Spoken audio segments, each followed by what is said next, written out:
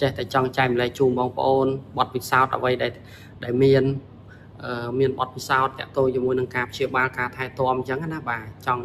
ចែករំលែកជូនបងប្អូនទាំងអស់គ្នាអ្វីដែលធ្លាប់មានបញ្ហាក៏មិនចង់ឲ្យបងប្អូនមានបញ្ហាតាក់ទងជាមួយនឹងសុខភាពជាពិសេសទៅលើការព្យាបាលអញ្ចឹងណាហើយសង្ឃឹមថា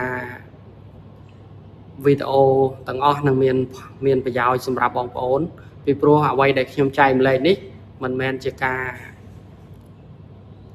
អង្គុយសមាធិរកឃើញទេ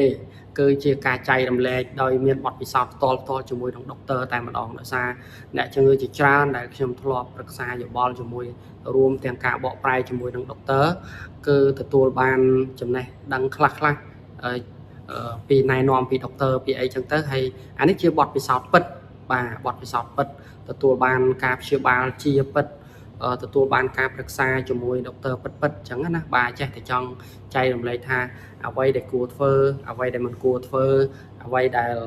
គួរប្រឹក្សាបានអញ្ចឹងមានតែការចែករំលែកចំណេះដឹងចែករំលែកការថែទាំសុខភាពហើយ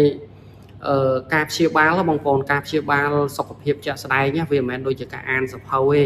បើសិនជាយើងអានសភៅអូអានេះមាន1 2 3 4តែទៀតពិតពេលខ្លះព្យាបាលវាអត់សាំញ៉ាំដូចអ្វីដែលយើងអានសភៅ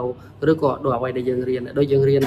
នៅថ្នាក់សាកលវិទ្យាល័យចឹងយើងរៀនមាន flow តាមនេះមក1 2 3ប៉ុន្តែនៅពេលដែលយើងចុះមកអនុវត្តធ្វើការផ្ទាល់វាមិនមែនដូចអ្វីដែលយើងរៀនណាតាមឋានៈណាប៉ុន្តែវាជាគ្រឹះជាមូលដ្ឋានក្នុងការមកធ្វើការងារជាក់ស្ដែងអញ្ចឹងណាបាទហើយសង្ឃឹមថាបងប្អូនចូលចិត្តវីដេអូដែលខ្ញុំចែករំលែកបាទអរគុណច្រើនបាយបាយជម្រាបលា